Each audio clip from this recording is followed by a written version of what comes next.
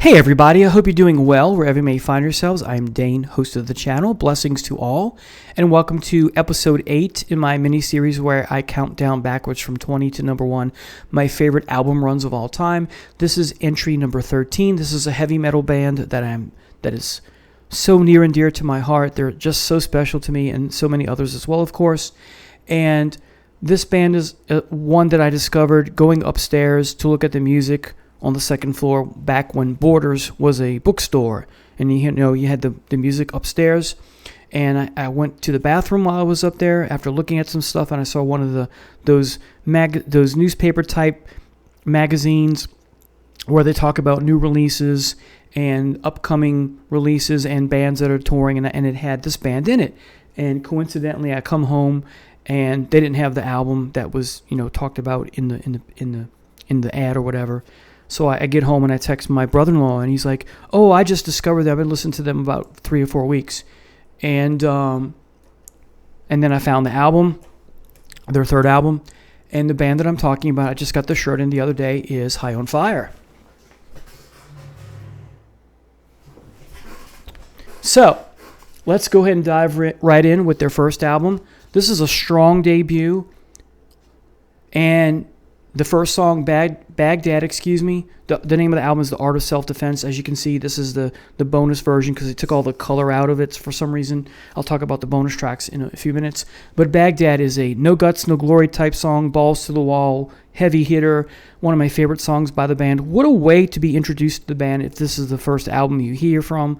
This is not the first album I heard from them. This is the second one, but still very, very impressed when I heard this. Next is 10,000 Years, almost as good as Baghdad.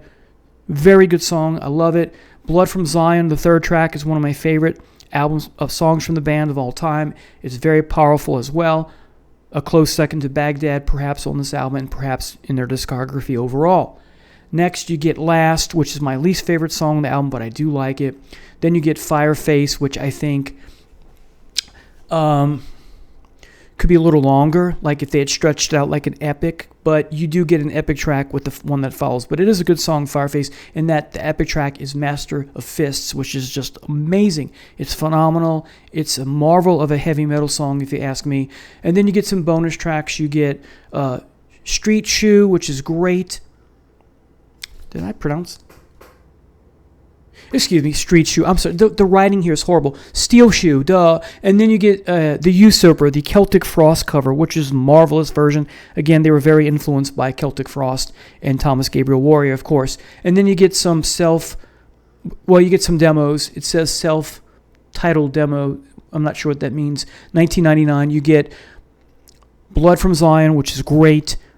A demo version of 10,000 Years. And Master of Fists, another demo. And this is worth having with the bonus content here. So, what a great debut from a great band. Next, you get the sophomore effort. Kind of got a Lord of the Rings thing going on. Looks like orcs surrounded by thieves. And it wasn't until I bought, when it first came out, Snakes for the Divine, that I realized that a lot of the songs, one way to describe this band is like a soundtrack for movies that have like orcs and goblins in it or something. And it has something to do with this album cover, I guess. But the music lends that, heavy metal version of, orchestrated Carmina Burana type stuff. And that doesn't do it justice, but something along those lines. I'm being silly here, of course. But anyway, so let's talk about the songs here. Eyes and Teeth, like Baghdad. What a great way to introduce the album. Hung, Drawed, and Quartered. The song lyrics are great, and the title of that song, makes you want to put it on, kind of thing. It's very atmospheric, like for a soundtrack, like I said, and it's just a heavy metal wonder. This song is. Speed Wolf, more of the same. Pounding heaviness, right? It's just phenomenal. The Yeti. When I first heard this, I was like overwhelmed with how amazing the guitar is here. The guitarist, Matt Pike, is just a phenomenal guitar player. He's moving up, it seems, every year, is getting close to being in the top 5 favorite guitarists of all time. And I saw him, thank goodness, at least in sleep. I haven't seen High on Fire yet. Nemesis. It's spelled wrong, but it's a great song, powerful. Thraft of Canaan. Wow, this is a great. This is good start to finish, or it's great start to finish. But there's one song that's a little bit not on par with the rest, as I said. But this is even greater start to finish. Surrounded by Thieves, the title track, wow. And then you get Razorhoof, which is just an amazing way to end the album. Just a powerful, heavy, pounding, in-your-face, heavy metal soundtrack like to a war movie. Just, wow, just great. All right, next is my favorite album from the band, and that is Blessed Black Wings. Got that Motorhead vibe going here, of course, influenced by them as well. Devolution to start us off, powerful song. Probably my second favorite song on the album. The Face of Oblivion, wow. Brother in the Wind. Then you get Cometh Down Hessian. Like, what on earth is a Hessian? When I first then I started teaching U.S. history and talking about the Revolutionary War. Oh, okay, now I know what it is. The title track, Blessed Black Wings, is my favorite song on the album, the title track. Then Devolution, and then I'll talk about my third favorite. Anointing of Seer is amazing. To Cross the Bridge. Again, you have all these soundtrack-like type songs, or it's almost as if you some of these, like this album, it's almost like these are concept albums because of the titles, but they're not. But either way, Silverback, great tune, and then my third favorite song on here is the instrumental Sons of Thunder. Oh, man, Viking mythology. I guess he's talking about, Magni and Modi, the sons of Thor. Maybe not, could be Zeus. But anyway, wow, just a great album. By far, all their albums I love, but this is by far their greatest achievement, their magnum opus, Blessed Black Wings. All right, the fourth album, Death is This Communion. Of the four this now being the fourth, this is my least favorite of the four, but it's better than one of the albums I'm about to show you. Fury Whip is phenomenal. Wow, what an amazing song. Waste of Tiamat, equally phenomenal. The title track is okay. It's not a great song, but it is very good. I'm sorry, it's not great, but it is good, excuse me. Conrad's Wall, great. Turk, phenomenal. Headhunter, equally compelling and phenomenal. Then you get the amazing Rumors of War. See, again, that orc stuff and fantasy and no guts, no glory, and, blood and guts, just wow. And then you get D2, Cyclopean Scape. So now you're into mythology. You're dealing with, these giants. So again, more fantasy, mythology, ripe for the picking for heavy metal lyrics and content, right? And it reflects in the music, right?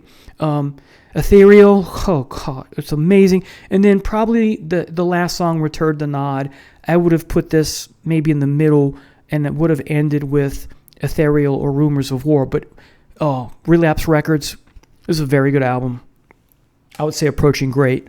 All right, but compared to the three that came before, not as great as those three. All right, next is definitely a great album, and probably because I don't remember off the bat, but I want to say when I did my ranking of their discography, this is my second favorite, and that is Snakes for the Divine. The title track starts us off. It's so wonderful. The phrasing from Matt is amazing. Frosthammer, see more of that mythology, Norse mythology, Viking mythology, soundtrack to a war movie or a fantasy film or, Viking history. Oh, it's just great. Bastard Samurai, more of that shtick, except now we're dealing with, medieval Japan. Ghost Neck, dealing with supernatural events. The Path, great. These are all wonderful songs. Then, like Hung, Drawn, and Quartered, you get the 3-word song, Fire, Flood, and Plague, just as equally good as that song.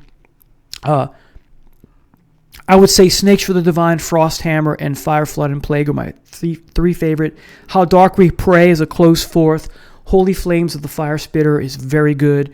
And then you get, this is the Best Buy version, you get Mystery of Helm, which is a great song, and then you get 2 live versions. One is Eyes Eyes and Teeth live, and Cometh Down Hessian live.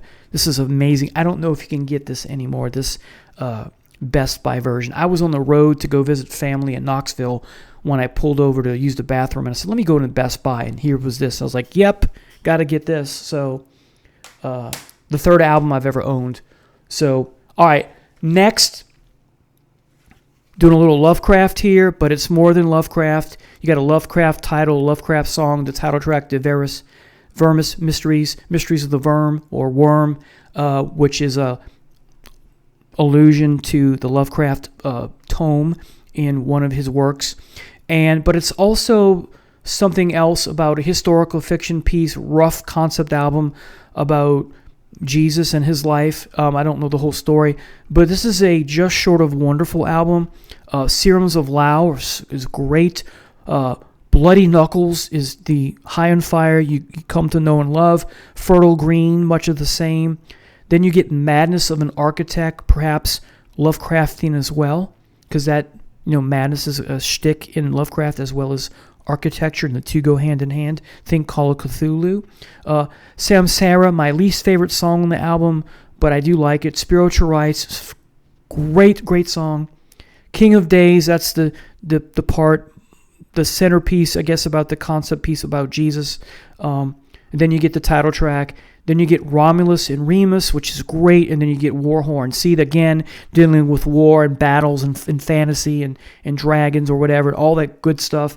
And then there's a Japanese song on the Japanese edition, which I have on MP3 format, which I can't remember, but it's dynamite. So this is an amazing album. I didn't like it at first that much, but on the second or third listen, I was like, yeah, I do like this quite a bit, and now I think it's amazing.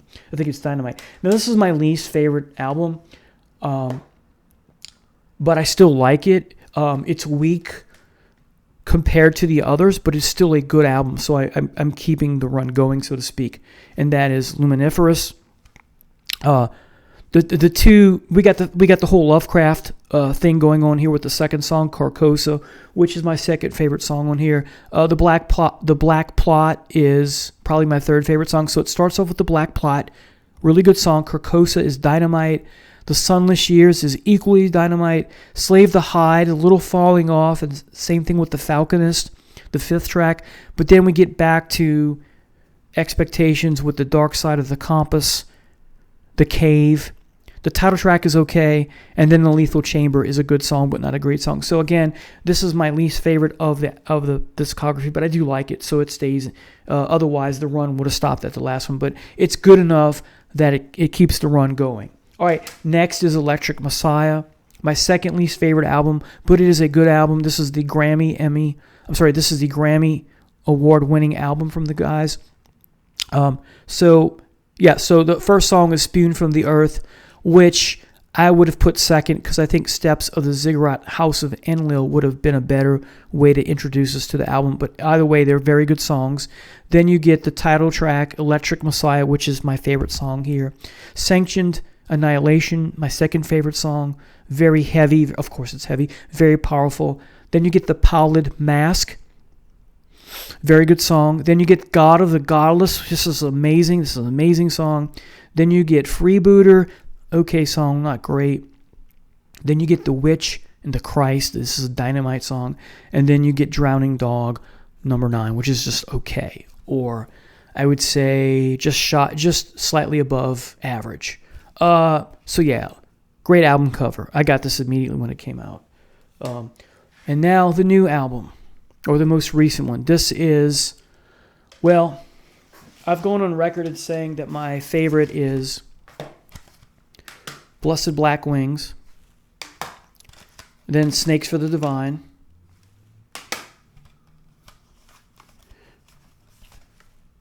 and I can't remember what I said in my ranking. I think this is my third favorite, if I recall. And if it's not, it is now, because I was listening to this like 4 or 5 days ago, like 2 days in a row, so like 4 times. So Lamb's Bread, what a great way to open an album. Burning Down, that's the video, I think, that is great. Trismegistus, hard to say this word.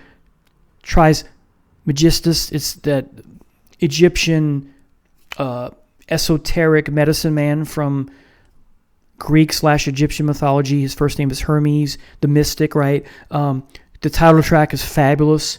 Then you have the Turkish piece, which I'm not going to pronounce, got something Yol. Then you get Soul's Golden Curse, which is amazing. Then you got the 7th and 8th track, which combine into one piece, really. The Beating and Tough Guy, which I think is just dynamite. Lightning Beard is fantastic. Hunting Shadows, equally fantastic. And then Darker Fleece, phenomenal album. This is one of my favorite heavy metal albums in the last 2 years, and it's one of my favorite heavy metal albums of all time. This has not been the shine has not worn off. I've listened to this I've listened to this probably twice a month since it's come out, at least, more than that perhaps. But this is not a novelty album for me like some have been in other bands and that kind of thing. Like there's this band called Helm's Deep, which has a member of Raven in it, and I loved it from the first time I heard it, and the second and the third, and then the fourth time I was like, yeah, it's just okay. So, that happens sometimes. But this is a keeper. So anyway, tell me what you think about this band, if you're familiar with them, if you like them. I know they're on a lot of people's radars, but they're not on everyone. So thank you so much for watching. Take care. God bless. Bye now.